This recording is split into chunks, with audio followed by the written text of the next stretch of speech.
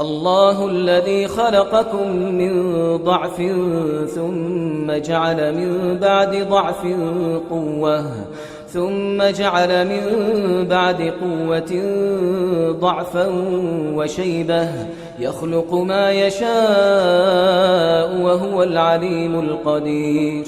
مروف د ژیان خدا د چندین قناغن جیاواز دا درباز دبید و جا زاروکت افرو صباحی ده بنا گنج و گنجن افرو صباحیه ده پیر بن و آین پیروز اسلام چندین ادب و روشتین داناین کد گل گهارین وان قناغت گنجن جمزنترین وان روشتان جی ایک ریزگرتنا دان عمری و دو دلووانی برناب زاروکی. پیغمبر خدا صلی الله علیه و سلم ده بیجید جقدر گرتنو بمزندانانا خود تعالی او کمروف ریزل کسی دان عمر بگیرید و جا کسی دان عمر یه ریزل گرتیه ده آین اسلام دا جوان ریز گرتنا جی ایک آخفتن دگل کسی دان عمر براوشتک جوان وکی دنگ نزم کرنا خو بکار اینانا پیون جوان و گازی کرنا کسی دان عمر بخوشترین ناف البفوی. دو او پرسیار کرن جوان و ورگرتنا بوچون آوان و گهدان بوان و گرنگی دان با آخفتن وان. سه پیش اخستن آوان دوان کارن ریز گرتن تیدا هی وکی پیش اخستن آوی ده چونا جور و در کفتن دا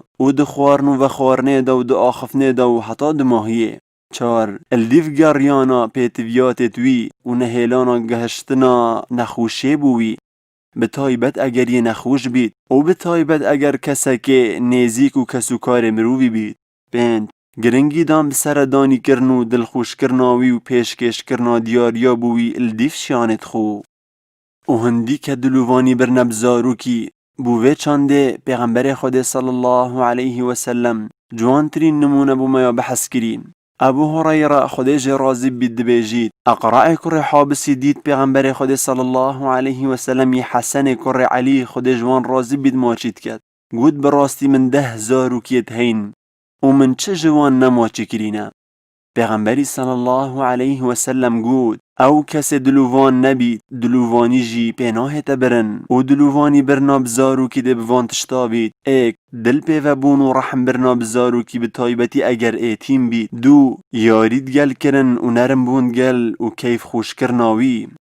سه گرنگی دان بخوارنو و خوارنو جلکیوی بوی شیوه کد گل تمنوی دگون جید. چار پشکداری کرنا زاروکی دکارن خدا اگر کارک افساناهی و کم جی بید به بیزار بون و برتن کرن و تو رانه پیکرن. پنج دور اخستناوی جهر تشتک زیان بگهین تا دینویان روشتویان لشوی. شش بردلوی شیرین کرنا کارن باش و آگه دار کرناوی جکارن خراب. هفت باروی نهت اگران کرن بوان دو برکی و کشند ناف مال دا هین دانه بیت اگر اجدز دانا آرامیاوی و تیک دانا هشو بیرنوی. پیغمبر خود صلی الله علیه و سلم ده بیجید او کز نجمه ید لوانی بزارو کی نبد و قدر مزنی نگرید.